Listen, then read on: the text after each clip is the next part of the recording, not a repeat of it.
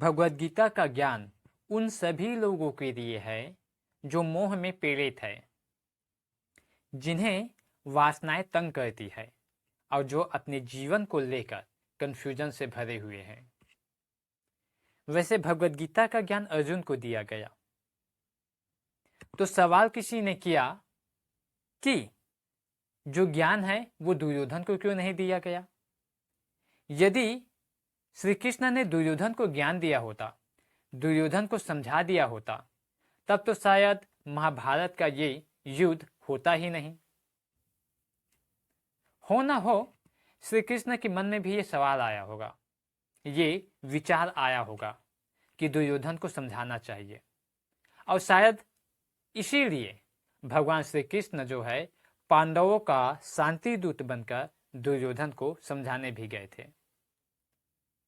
कि हे दुर्योधन, तुम जो कर रहे हो वह गलत है, वह अन्याय है, तुम ये जो कुछ भी करना चाहते वो मत करो, ये युद्ध रोक दो।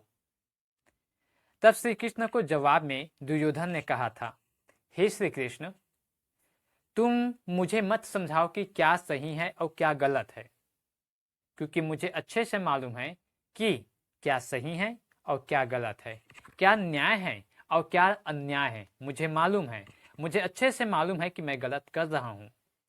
लेकिन मेरी दूसरी समस्या है। मेरी समस्या ये है कि सही और गलत में अंतर जानने के बावजूद भी मेरा मन बुराई की ओर भागता है, मेरा मन गलत की ओर भागता है। तो दुर्योधन की इस बात को सुनकर हम क्या समझ सकते हैं कि संसार में जितने भी लोग हैं उन सभी के अंदर दुर्योधन है। यदि उसका मन बुराई की ओर भागता है, यदि उसका मन बुराई की ओर जाता है। हमारे अंदर भी वो दुर्योधन है। स्वयं अवलोकन करके उसे हम समझ सकते हैं कि हमारे अंदर 10% दुर्योधन है या 50% दुर्योधन है, या फिर 80% है, या फिर पूरा का पूरा 100% मेरे अंदर है या नहीं है। ये अवलोकन करने पर स्वतः हम जान सकते हैं। दूसरी पॉइंट आ जाती है कि अर्जुन कौन है। तो अर्जुन वह व्यक्तित्व है जिसे यह मालूम नहीं है कि सही क्या है और गलत क्या है।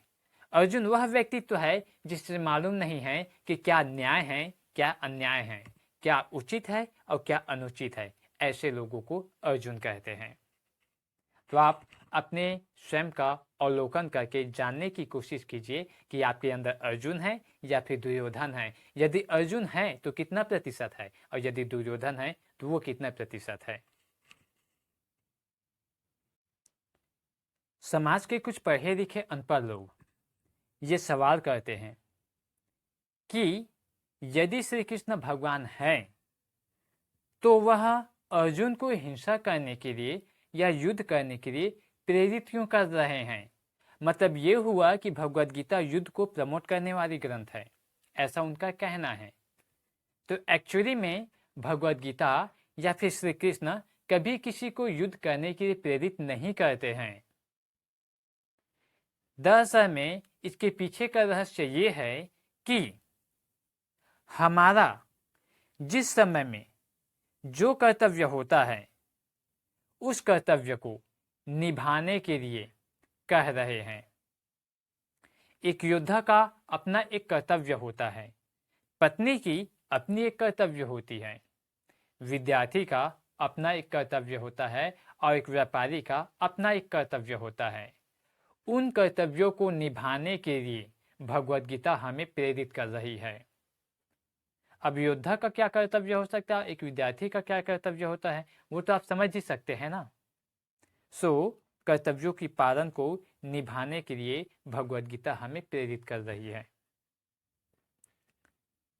भगवद गीता हमें ये भी सिखाती है कि हमारे अपने जीवन में केवल और केवल परिस्थितियां आती हैं, कभी सुख या दुख नहीं आते हैं।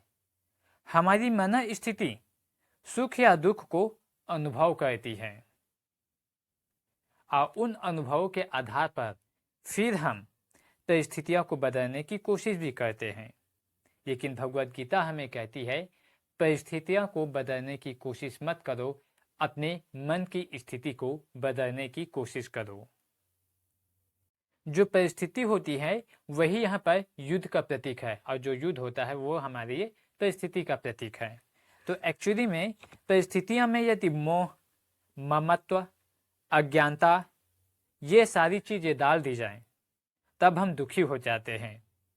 अर्जुन के मन में आया था ना, मोह आया था कि ये मेरे अपने हैं, इसी वो रोने लगा, वो दुखी हो गया। मतलब ममत्व और अज्ञानता वहां पर जाग गया था, तो इसे वो दुखी हो गए थे। यदि हम विवेक, प्रज्ञा, समझ परिस्थिति में मिला देते हैं, तब हम सुखी हो जाते हैं।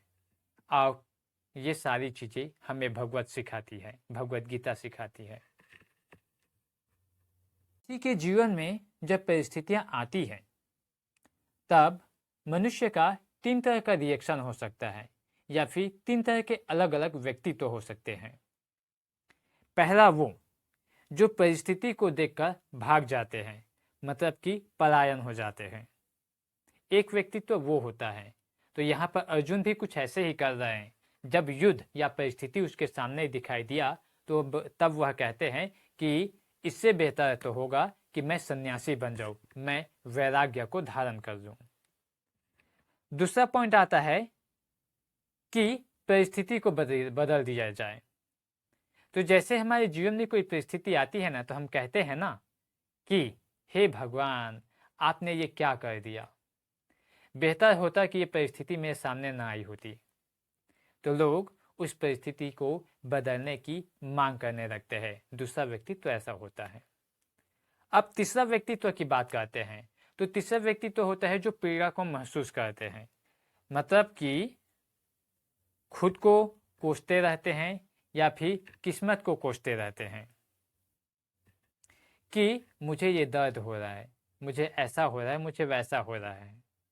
तो इस तरह से एक पलायन वाली स्थिति आती है, एक सिचुएशन को बदलने वाली रिएक्शन देते हैं, और तीसरा हम खुद के ऊपर आरोप लगाते हैं या अपने जीवन के ऊपर आरोप लगाते हैं कि हमारे साथ ऐसा हो गया, वैसा हो गया, और ये सोच सोच कर हम दुखी रहते हैं, निराश रहते हैं, और जीवन को बर्बाद ऊपर और बर्बाद करते जाते हैं।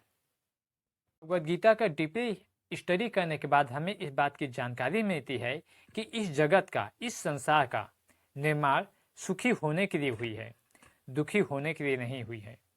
और फिर भी यदि हम दुखी हो जाते हैं या सुखी होते हैं, तब हम कह सकते हैं या तो हम अर्जुन टेंडेंसी के हैं या फिर हम दुर्योधन टेंडेंसी के हैं।